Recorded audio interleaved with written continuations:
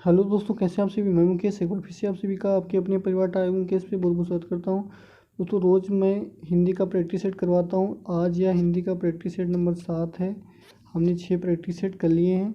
तो प्लीज़ यदि आप हमारे चैनल पर नए हैं तो प्लीज़ चैनल को ज़रूर सब्सक्राइब कर लें और वीडियो को शेयर कर दिया करें, जिससे कि अन्य लोगों तक भी हमारा वीडियो पहुँच सके। तो प्लीज़ आपसे मेरा हाथ जोड़ के निवेदन है कि प्लीज़ वीडियो को ज़रूर शेयर कर दें। चलिए शुरू करते हैं। आज का पहला क्वेश्चन है, छ वर्ण किसके योग से बना है। जो छ वर्ण है वह किसके योग से बना है। तो दोस्तों वह क प्लस स के योग से बना है। क प्लस स के योग से छ वर्ण बनते हैं।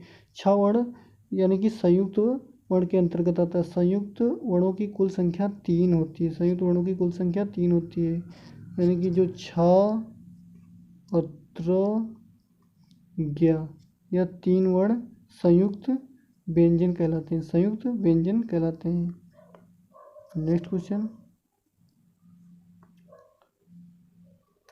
निम्नलिखित में से कौन स्वर नहीं है। यानी कि निम्नलिखित में से कौन स्वर नहीं है। तो यहाँ पे आ भी स्वर है, ए भी स्वर है और ऊ भी स्वर है, लेकिन इया जो है, इया यहाँ पे स्वर नहीं है। इया स्वर नहीं, यह व्यंजन है। इया व्यंजन है, इया व्यंजन होगा। निम्नलिखित में से कौन सा पश्च स्वर है, यानी कि कौन सा पश्च स्वर होगा। तो दोस्तों पश्च स्वर यहाँ पे ऑप्शन नंबर सी बड़ा अ होगा। बड़ा अ पश्च स्वर होगा। बड़ा अ पश्च स्वर होगा।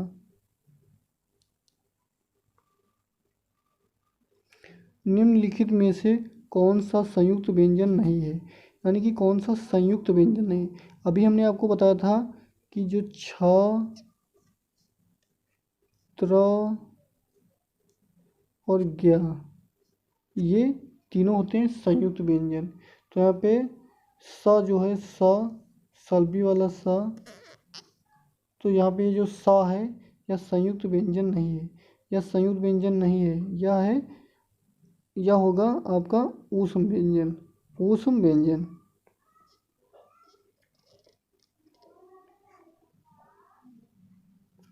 या रा लावा किस वर्ग के व्यंजन है। या रा लावा, या रा लावा, या रा लावा, यह चारों अंतस्थ व्यंजन, अंतस्थ व्यंजन होंगे। चारों अंतस्थ व्यंजन। दोस्तों अंतस्थ व्यंजनों की संख्या 4 होती है। ऊष्म व्यंजनों की संख्या 4 होती है, और जो संयुक्त व्यंजन होते हैं उनकी संख्या 3 होती है। तो यहाँ पे इसका राइट आंसर हो जाएगा ऑप्शन नंबर डी, अंतस्थ व्यंजन। कंठोष्ठ ध्वनि का उदाहरण है। कंठ ओष्ठ यानी कि कंठ और होंठ दोनों से निकलने वाली ध्वनि का उदाहरण। तो कंठ और होंठ से दोनों को, जो का उच्चारण करेंगे तो का केवल कंठ से निकल रही है। तालु का हो जाएगा, या फिर कंठ,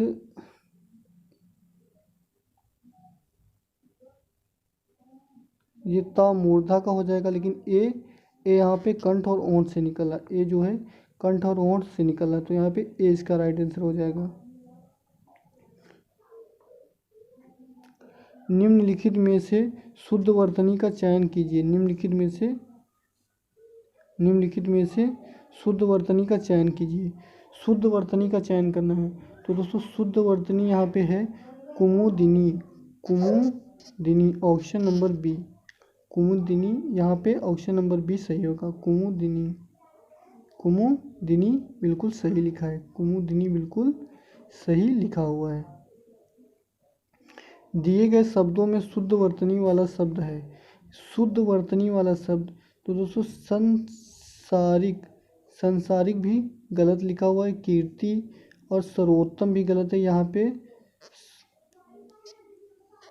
स्त्रोत होगा। स्त्रोत यहाँ पे राइट आंसर होगा। Next question, question number 9। दो वर्णों के मेल से होने वाले विकार को क्या कहते हैं। यानी कि दो वर्णों के मेल से होने वाले विकार को क्या कहते हैं। तो दोस्तों दो वर्णों के मेल से होने वाले विकार को प्रत्यय कहते हैं। दो वर्णों के मेल से होने वाले विकार को प्रत्यय कहते हैं। Option number B is the right answer. सदियों में प्रयुक्त संधि का नाम है। सदियों में, तो दोस्तों सदियों एक वृद्धि संधि है। सदियों क्या होगी, एक वृद्धि संधि। वृद्धि संधि, वृद्धि संधि। तो दोस्तों वृद्धि संधि आती है स्वर संधि के अंतर्गत। वृद्धि संधि आती है स्वर संधि के अंतर्गत। संधियाँ कुल 3 प्रकार की होती हैं। संधि कुल 3 प्रकार होते हैं, स्वर, व्यंजन और विसर्ग। स्वर संधि के कुल 5 भेद होते हैं। स्वर संधि के कुल 5 भेद होते हैं। तो यहाँ पे पूछा है सदियों में प्रयुक्त संधि का नाम, तो यहाँ पे ऑप्शन नंबर ए हो जाएगा स्वर संधि। स्वर संधि। पवित्र में प्रयुक्त संधि का नाम है। पवित्र, पवित्र में प्रयुक्त संधि का नाम है। तो दोस्तों पवित्र में प्रयुक्त संधि है अयादि संधि। अयादि संधि। ऑप्शन नंबर सी यहाँ पे बिल्कुल राइट आंसर होगा। अयादि संधि, पवित्र में अयादि संधि है, अयादि संधि है। इत्यादि का सही संधि विच्छेद है। इत्यादि, इत्यादि का सही संधि विच्छेद बताना है। इत्यादि, तो दोस्तों इत्यादि, यहाँ इत्यादि सही होगा। और दोस्तों यह पूछता है ये कौन सी संधि है, तो यह होगी व्यंजन संधि। कौन सी संधि, व्यंजन संधि।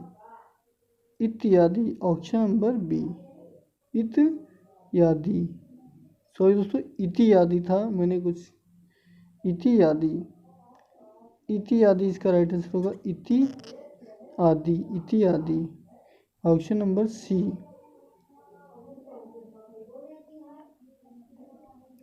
निराशा का सही संधि विच्छेद है। निराशा, निराशा, निराशा का सही संधि विच्छेद बताना है कि निराशा का सही संधि विच्छेद क्या होगा। तो निराशा का सही संधि विच्छेद होगा निधन आशा। निधन आशा, यानी कि यह होगा विसर्ग संधि। यदि पूछता कौन सी संधि है, तो यह विसर्ग संधि। संधियाँ कुल 3 प्रकार की होती हैं। स्वर संधि के कुल 5 भेद होते हैं। दोस्तों मैं रिवीजन इसलिए बार बार करवा रहा हूँ जिससे कि आपको सारी चीज़ें क्लियर हो जाएं एक ही बार में। सभी चीज़ें एक ही बार में क्लियर हो जाएं। महोष्ण का सही संधि विच्छेद है। महोष्ण, तो महोष्ण यानी कि महोष्ण का सही संधि विच्छेद क्या होगा, तो महोष्ण का सही विच्छेद संधि विच्छेद होगा महा प्लस उष्ण। महा प्लस उष्ण, महोष्ण, ये दीर्घ संधि के अंतर्गत आएगा। दोस्तों ये पूछा संधि तो दीर्घ संधि, और कौन सी संधि के अंतर्गत, कौन सी, तो स्वर संधि के अंतर्गत। ऑप्शन नंबर बी यहाँ पे सही होगा, महा प्लस उष्ण। महा प्लस उष्ण। परोपकार में प्रयुक्त संधि का नाम है। परोपकार में प्रयुक्त संधि का नाम है। परोपकार, परोपकार, परोपकार, इसमें प्रयुक्त संधि का नाम है। प्रयुक्त संधि का नाम है परोपकार। तो परोपकार में प्रयुक्त संधि होगी गुण संधि। कौन सी संधि होगी दोस्तों यहाँ पे, गुण संधि। ऑप्शन नंबर डी सही होगा, गुण संधि।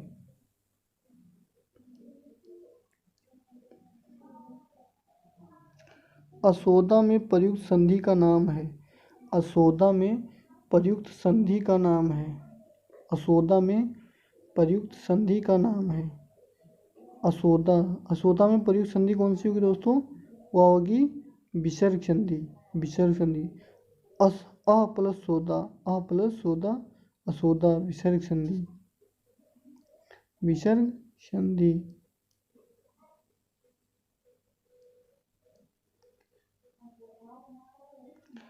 स्वागतम में प्रयुक्त संधि है।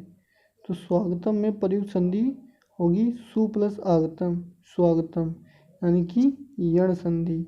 जहाँ पे टूटा फूटा शब्द आए दोस्तों, वहाँ पे हमेशा यण संधि होता है। यण संधि मोस्ट इम्पोर्टेंट क्वेश्चन है, याद रखना है।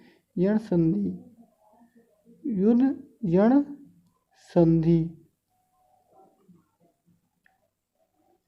उत प्लस हार के योग से बना कौन सा शब्द होगा। उत प्लस हार, यानी कि उत प्लस हार उद्धार, उत प्लस हार उद्धार। तो यहाँ पे इसका राइट आंसर हो जाएगा ऑप्शन नंबर सी, उद्धार, उद्धार। कौन सा ऑप्शन सही है? Option number D. और यह कौन सी संधि होगी? तो व्यंजन संधि होगी, व्यंजन संधि। दोस्तों प्लीज़ मेरा सपोर्ट करें, चैनल को ज़रूर सब्सक्राइब कर लें, क्योंकि पीडीएफ बनाने में बहुत मेहनत लगती है। मैं बड़ी ही मेहनत करके पीडीएफ बनाता हूं, क्योंकि आपका ज़्यादा से ज़्यादा रिवीजन हो सके, इसलिए। तो प्लीज़ चैनल को ज़रूर सब्सक्राइब करके शेयर कर दें। नेक्स्ट क्वेश्चन, अन्वय का सही संधि विच्छेद है। अन्वय, अन्वय का सही संधि विच्छेद है अन्वय, अन्वय। तो इसका सही संधि विच्छेद होगा अनु प्लस अय, अनु प्लस अय, अन्वय। Option number A, option number A बिल्कुल सही होगा, ऑप्शन नंबर ए बिल्कुल सही होगा। निम्नांकित में से कौन सा शब्द कृदंत प्रत्यय से बना है? तो दोस्तों कृदंत प्रत्यय से बिकाऊ शब्द बना है, बिकाऊ शब्द बना है। Option number A is the right answer, option number A is the right answer. तो चलिए दोस्तों आज के लिए बस इतना ही। कैसा लगा वीडियो कमेंट बॉक्स में कमेंट करके जरूर बताएं। चैनल पर नए हैं तो प्लीज़ चैनल को ज़रूर सब्सक्राइब कर लें और वीडियो को शेयर कर दें।